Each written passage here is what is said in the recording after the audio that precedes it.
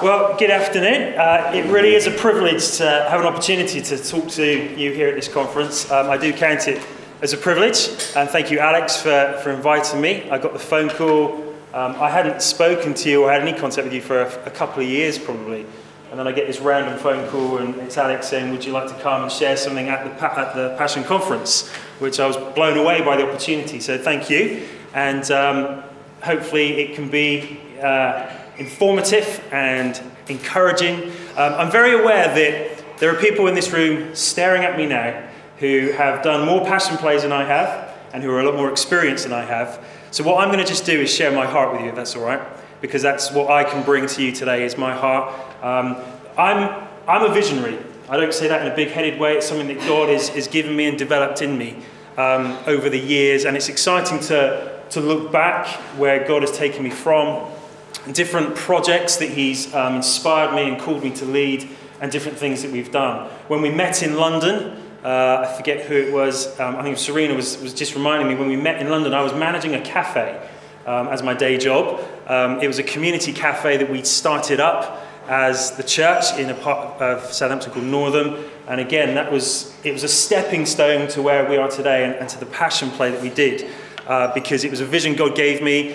I was quite naive about this sort of thing, but was able to develop the idea, to get the funding, to secure the funding, to make this thing happen. And we ran a community cafe in a deprived area of Southampton for 2 years. And it was whilst I was working there that the passion, the Southampton passion, became a living, breathing animal. And that's why I'm here today, is because of this thing here, the Southampton passion, which took place nearly 4 years ago, on Good Friday, 22nd of April 2011. Now, my experience of Passion Play started a couple of years before this. I was actually in the Winchester Passion. Winchester and Southampton are quite close together, for you northern folk who are not sure. So I was in the Winchester Passion. I was Simon of Cyrene, and I helped the amazing Israel carried a cross down Winchester High Street to the cathedral. And it was out of that God planted a seed in my heart to stage a passion play in Southampton. One had never been done there before. Nobody really had any interest in doing one there before, and God put something in me to bring this to the city of Southampton. So there I was with this idea, and I thought we need to launch into this. And I started to develop the vision for it. And I remember I released a DVD. I got a good friend who's a filmmaker, a corporate filmmaker, and he offered to support the project by making an introduction DVD. And it's a bit of a joke now amongst my friends because the DVD is me to camera, a green screen behind with some images that were projected onto. And I just start by saying, hello, my name's Neil, and I'm one man with a vision. And then there's a nice bit of inspirational music, and I start to unpack the vision and start to talk about what we need to make it a reality. And that's how it began for us in Southampton, was one man, for some reason, still unbeknown to me, God chose me to be that man, and we created the Southampton Passion. And as Suzanne said, we had just over 9,000 people pack into the Guildhall Square of Southampton on that day. You may notice it's a beautifully glorious sunny day. We had people walking around in shorts and t-shirts in April in Southampton that year, so God was certainly favouring us with his weather. And that building there is Southampton Guildhall, and the vision for it was very much focused around the building, because that was our temple, that was our Pilate's palace, that was our Jerusalem. And so the vision very much was built around the geography of the city, really, and wanting to do something in the heart of the city. To the left there where the scaffolding is, that's the civic offices, that's the mayor's office. The clock tower is quite famous down in the south of England, the Civic Centre clock tower. And so we wanted to be right there in the heart of the city of Southampton. And we had a very clear purpose in what we were seeking to do, and it was to put Jesus back at the heart of Easter for the people of Southampton. That was our purpose, that was our vision, that was our mission statement.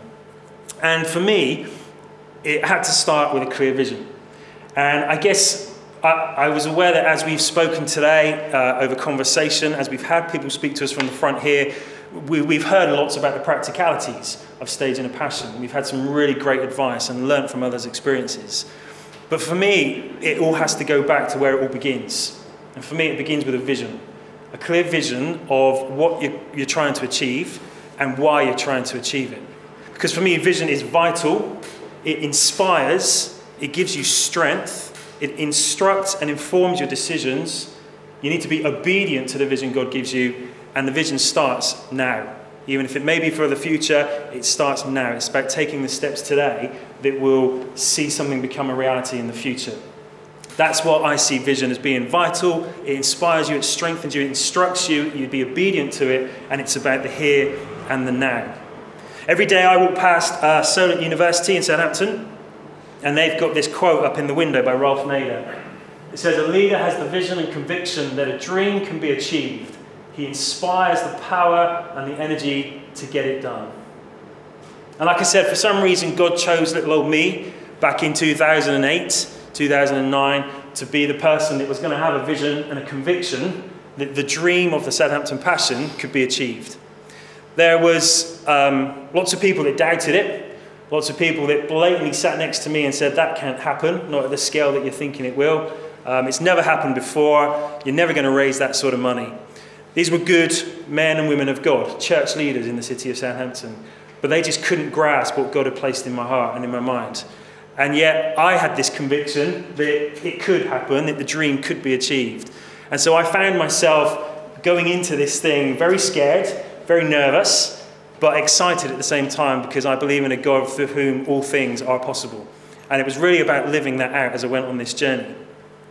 So today I just want to share some things about getting from the vision of the Passion Play to the reality of it. And hopefully it will help with new projects that are being birthed in this room, or even with existing projects, about looking back at the vision of what God has asked you to do. And the first thing sounds obvious, but is that you have to share the vision, because if you keep it to yourself, it will just die off eventually. You have to share the vision. I apologise now that there may well be a lot of photos of me in this presentation, so not only do you have to look at me here, you have to see me up there as well, so apologies for that. But again, this is very much about my personal experience of a Passion Play and putting it on. So you have to know what the vision is. You have to be quite clear in your own head, in your own mind, what it is you're seeking to do and what it is you're seeking to achieve. Because people will want to know, and especially when it comes to funding and money, and certainly from church leadership and church support, they'll want to know why you're doing this. So you have to know it for yourself. You have to make it clear so that other people can relate to it. They can understand what you're trying to do, and they can hopefully then catch the vision and become envisioned themselves to be part of what you're seeking to achieve. We, as I'm sure all of you have in the plays that you've done, we've gone for a clear branding and a clear logo. And met very early in the process with a guy whose name, interestingly, was Barry Brand. It's not a stage name, it's his real name. And he's a graphic designer. And he came up with our logo, which it was on everything then that we did. Very simple, but it totally captured what we wanted to do and the vision of what we were trying to achieve, which was a contemporary retelling of the Easter story. So again, we wanted something that was quite modern and quite vivid and would be eye-catching for people around the town. So we had our branding and our logo in place, and the photo there is of me standing at the launch event that we ran, very late 2009, that was. We knew we were doing an event in Easter 2011, so at the end of 2009 we ran a launch event and invited local church leaders at that instance just to come to hear the vision and to try and get on board with it, because we wanted their support and for them to partner with us. We needed to have effective communication in what we did, and again, to have that clear purpose. Now, there was some vague conversation earlier about not doing Passion Plays to preach at people, and I fully respect that and understand that. I have to say that ours was quite the opposite. Our clear purpose was to be evangelistic and to put Jesus back at the heart of Easter and to tell people the Easter story in a way that we would hope would be relevant to them and make them think about their own salvation. So at the end of our production, we had John 3:16 on our large screens. We had some music playing so people could reflect on those words, and we had 9,000 people in a square thinking about God and about what they'd just seen. And that was what we wanted to achieve. And I'll talk a bit more later about some of the things that have happened since the Passion.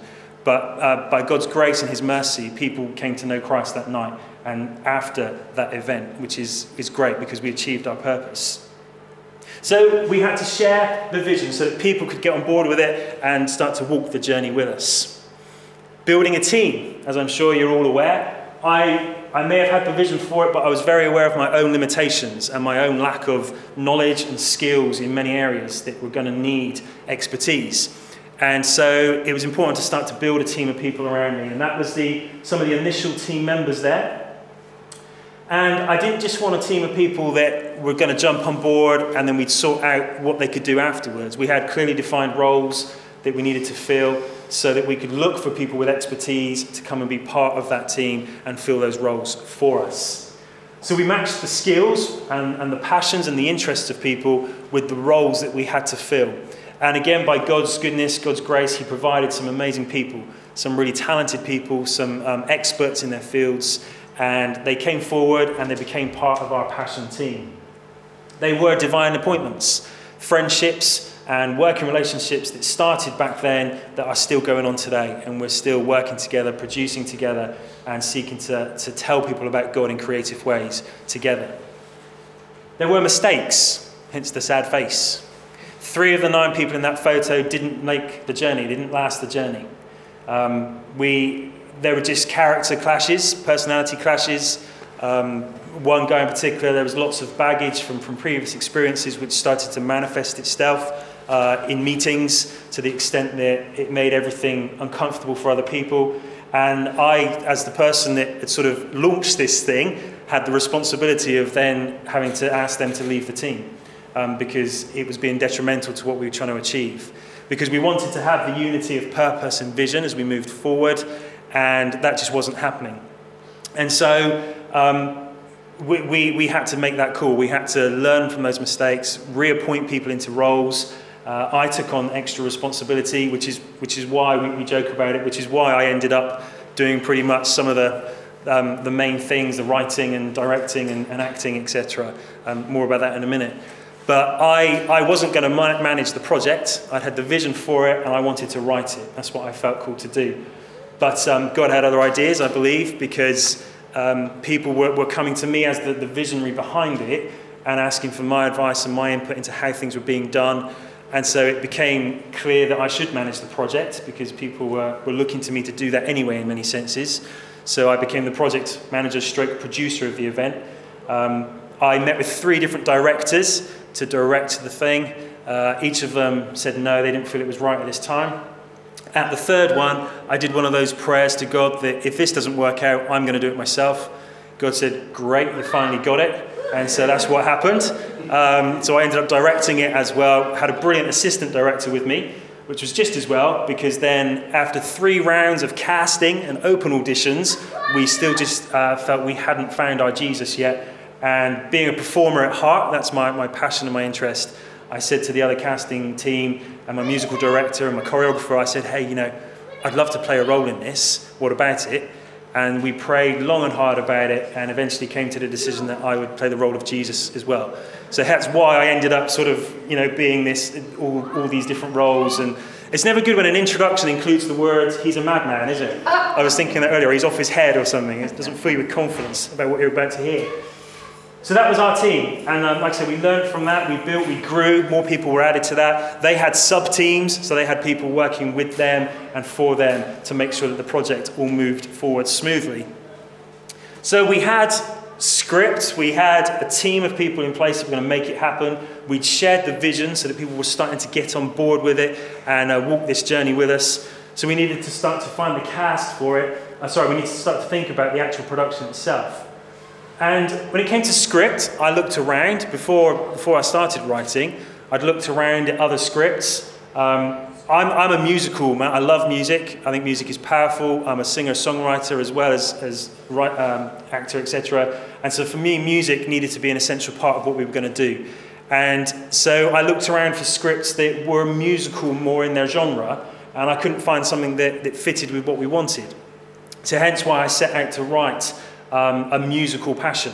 And what I mean by that is that our characters sing, they burst into song. It's not quite West End, all singing, all dancing, but our characters sing the songs that are part of the script and are part of the story.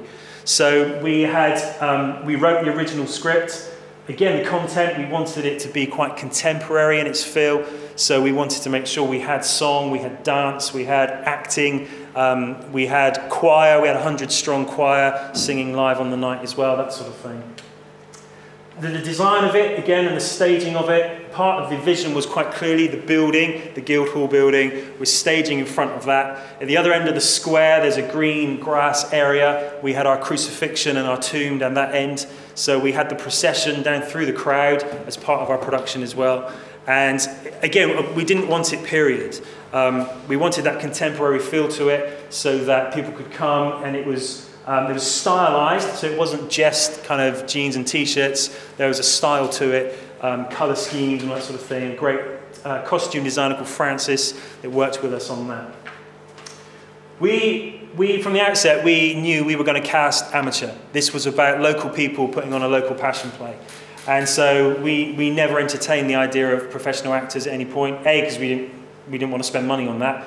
And B, because the charity that I run, I didn't mention that, I'll mention that later, is about offering people opportunities to access the arts. It's about enabling grounded birds to fly, and by doing so, growing in confidence and self-esteem. And so we wanted to give people of Southampton an opportunity to put on this play for the people of Southampton. So we put out open call for auditions through amateur dramatic groups, churches, all sorts. And again, we weren't being fussy about it being a completely Christian cast. We had non-church people involved in the project, which was great because they brought something new and fresh to it, a different way of thinking about the story, but they also were profoundly affected by what they saw and what they were involved with. And so we did that. The production team grew as the vision started to develop, and we knew the scale of what we were wanting to achieve. We wanted to have excellence in our performance. We wanted it to be something that the church in the city could be really proud of because it had been done really, really well. And so we gathered people in to be in charge of all of our technical, of our sound, of our lighting, of our video production. We had large screens with action relayed onto the screens. We had pre-recorded video that helped set the scene. Pre-recorded scenes with Joseph of Arimathea going to ask Pilate for the body. We had that done on a video sequence which we showed. And so we just had all these different formats, and we needed a big team to make that happen. It's on another slide, but we had an event manager, a guy called Matt Bundy, who's an absolute legend. I know he's worked in Brighton and in Havant. I think Doug's worked in Havant or was working with you. And a great guy, he took all of the event management logistics away from me, and I didn't have to worry about one risk assessment or any health and safety issues or anything like that, because he did it all for me, and it was absolutely fantastic to have somebody like that. Rehearsal schedule, again, that's just about working backwards from the date of your performance and getting it in. Because ours was musical, what we did first was get everybody to learn their songs, teach them the music, get them familiar with that. We then had our read-through, and at the read-through, we had the people stand up and sing when the time came for their songs, and then off the back of that, we started to pull the whole thing together in our main rehearsal schedule and bring the music and the acting together to block it and to stage it. So that's how we did the production. Then it was about spreading the word. We felt we had something that was good. It was good quality. We wanted lots of people to come and see it. And so we had a publicity officer as part of our team, and he just went mad and came up with loads of great ideas, really thought outside the box, like he said there. We utilised local media. The local paper, the Southern Daily Echo, were absolutely fantastic, and in the months leading up to the event, they did different articles, different interviews, some with me, some with other people, some with cast members, that sort of thing. And then in the final week before the event, they had a countdown right across there on the front of their page saying 6 days to go, 5 days to go, 1 day to go. And then the day after, which is this copy here, we had a little front page mention on the Saturday, Easter Saturday, and then we've got 4 full pages inside of coverage of the event and of just how it was, and they've got lots of quotes from people. So that was all out of relationship with the local media. That was just going to them, sharing the vision of what we wanted to do, what we were trying to achieve for the benefit of the city, and they just really jumped on it and got on board with it. We had local BBC on site doing interviews as well. We were almost on Songs of Praise. They almost did a special feature on us. They were going to do their service in a church in Southampton, show clips of the Passion and everything. And then William and Kate went and got married. How inconsiderate. And so all of the BBC budget, a lot of it, started to go onto the wedding coverage. And that's the reason they gave us. We can't do an outside feature broadcast on Songs of Praise this year because of the royal wedding. And I still haven't forgiven them. So I watch ITV. No, I don't. I'm fine. So we had banners. Lots of local churches displayed banners for us promoting the events. We went crazy and had bus adverts. So we played Spot the Bus in the weeks leading up to the event. You know, you'd see a bus going by, you'd look closely to see if it was a Passion bus in a right way, of course, obviously. And we had lamppost banners. Again, these massive sort of 7-8 foot banners that hang off of lampposts in Southampton. We had those. And you know, our marketing guy, our publicity officer, did a fantastic job of just spreading the word. And that's why I firmly believe we had the crowd that we did on that Good Friday, the 9,000 or so people. The Echo reported it on Easter Saturday as 10,000, but I think we're probably more accurate with the 9, but what's 1,000 between friends? So it was really about just getting word out there and trying to get as many people along to it as possible. The money. I put this picture there deliberately because raising the money is painful. And I learned to be honest about the cost. I was very nervous. The final cost of the Southampton Passion was about £64,000. And in the initial days, we were thinking it'd be maybe 50,000, something like that. And I was scared stiff to tell church leaders that we were going to do an event that was going to cost that much money. And so I didn't. I bottled out quite a lot of the time. They would ask about it and I'd say, well, we're still finalising budgets. We're still working on it, that sort of thing. And I've learned that it's best to set a budget, be honest about it, and then set about raising it. And you know, they'll have to walk that journey with you and believe for it with you. We weren't very organised when it came to our budgeting and our finance.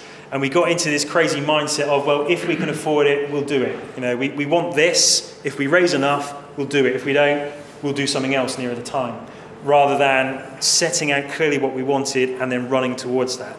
And so we got caught in limbo a little bit some of the time of do we do this, do we do that, can we afford this, can we afford that? And that pretty much went up until the week before the event when we had to make final calls on stuff. So doing it again, I'd be much more organised. We only had a few small grants that came in, applications we had turned down. Most of our income came from personal donations or from church offerings, like love offerings, and churches getting behind it. The majority of the funding, though, was personal donations, people giving because they believed in what we were seeking to do.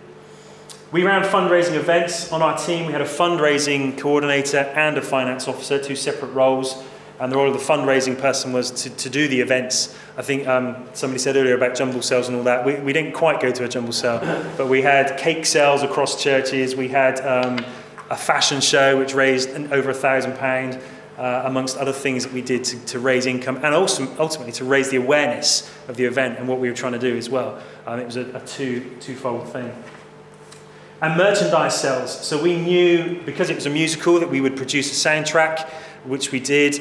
We had it available ready for the night. We pre-recorded it so that it wasn't a live recording for this one. It was pre-recorded and we could sell that on the night, so that brought in income.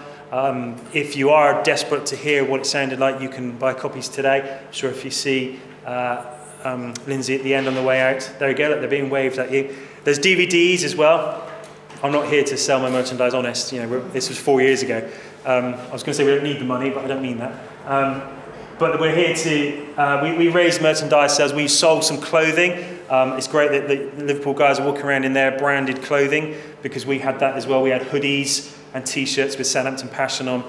And again, that was a great way of marketing the event and getting word out because increasingly people started to wear them. And again, you'd play Spot the Hoodie, like we'd play Spot the Bus. You'd play, oh, look, there's somebody with a hoodie on. And it was just great conversation starters. People would ask what it is, what it's about, and you'd get to tell them all about it. And event management, like I said, we had this great guy called Matt. A lot of the stuff that he did was way beyond me. I had the idea and the vision of putting a play on stage. I knew the artistic stuff. I knew how I wanted it to look, how I wanted it to sound, the feel of it and all that. I had no idea how to actually make that happen in a large outdoor venue. So I got appointment was Matt. one of the people that didn't work out on our in our team, one of the guys that we had to ask to step down, was the first event manager. And as quite a lead role, it just wasn't happening and people weren't relating to him, and there were issues there. So Matt came in as a sort of a second, as it were. But since then we've done lots together, and the Southampton story that Suzanne mentioned is something that is really exciting. It's been more Matt's vision, but I'm working with him on the creative side of that. So the tables have turned slightly now. He's the one coming up with visions. When he started the Passion, he wasn't a Christian. He's still on a journey, but he's now fully involved in a local church, loving being part of the Christian community, and is very close, I believe, to making that final step into a relationship with God. So again, he's been on a personal journey himself. We had a massive team of volunteers, which we recruited to steward the event, to run some of the tech that we had. Obviously, we wanted that level of excellence, so we had to call in contractors and companies to provide our light and our sound. A couple of people have mentioned today, obviously sound is quite crucial. It's even more crucial when you're doing a musical event, because otherwise it's just going to be a disaster. So we needed to get all of that right. We had the screens, which you saw on an earlier slide. They were larger than we were expecting. We'd hired these video screens, and the company said they were going to send us ones that were X by X dimensions. They ended up sending us the biggest ones they had because they were en route to somewhere else in the south of England, so it was easier to send those. And so we ended up with what at the time were the largest video screens that you could get in Europe, in the square, and we had one at each end of Guildhall Square. And I can still remember the day I first drove on site after being off-site for a while, and it had arrived, it had been set up, and there was this massive thing, bigger than the front of the Guildhall, just there, and I was kind of like, wow, we're going to be on that, that's kind of scary. So we had some good people in places. We had a good relationship with the local council. Again, people have mentioned that today. The leader of the city council was really, really supportive of what we were seeking to do, pulled a lot of strings for us, as in pushed through some licensing for us really quickly that should have taken a lot longer. We actually had the bells silenced in the clock tower for the duration of our performance. Otherwise they would have gone on every half an hour, slightly distracting at the best of times, but especially in the crucifixion if you get like boom, boom going in the background. So he agreed that we would silence the bells in the clock tower so that we could make this happen and keep the atmosphere we wanted. So we had a lot of good favour with the city council. That's one of my favourite photos. It's just a simple AA sign, but you know, Southampton Passion stopped the traffic. That's what I love. And we were able to close roads to get this thing done. A little plug for Matt, off the back of the Passion. He was just a freelance kind of person doing a few little jobs here and there. Off the back of the Passion, he set up his own company, Matt Bundy Events, MBE, and is available for use, for hire. Is a fantastic event manager, lots of skills that he brings to the table, so I can thoroughly recommend you looking him up. I assume he's prepared to travel, but certainly you more southern folk, look up Matt Bundy Events as a resource to help you with anything you might need. So that was the event management. And for us, the Passion, it became just the beginning. In one sense, it was the culmination of over 2 years of work, of planning, of prayer, and of preparation. But in many other ways, it was just the beginning, because off the back of it, I felt God leading me to establish a charity, Equip Community Arts, which technically we registered just before the Passion, so that what we did was an Equip Community Arts production of the Southampton Passion. So we became the body through which we marketed that. A year later, in 2012, we did the musical, Nativity, a brand new musical. We moved indoors for that because December can be quite chilly. So we ran 4 nights of that in Southampton Guildhall, in the venue. And that was an incredible experience. Again, working with a great team of people staging this musical. And we have the soundtrack of that available as well today. I know we've just passed Christmas, but some really great tunes in there that a guy called Phil and his wife Laura wrote along with myself. So that was a great experience.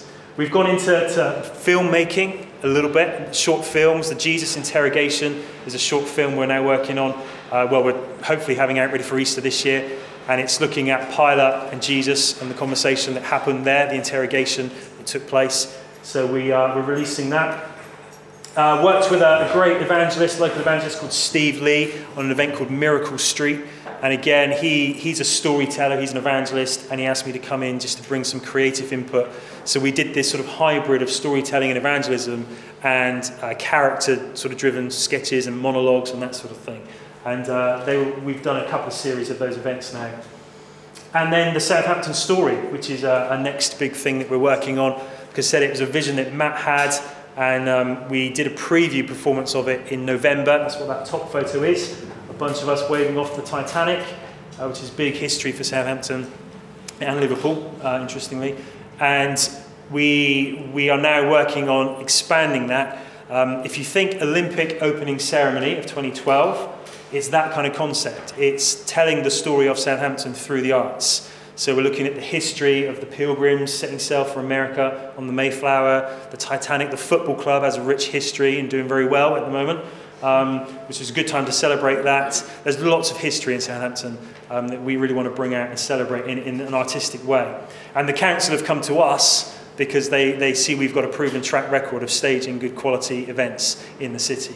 And so they've now come to us to ask us to do this thing and to work with them in collaboration.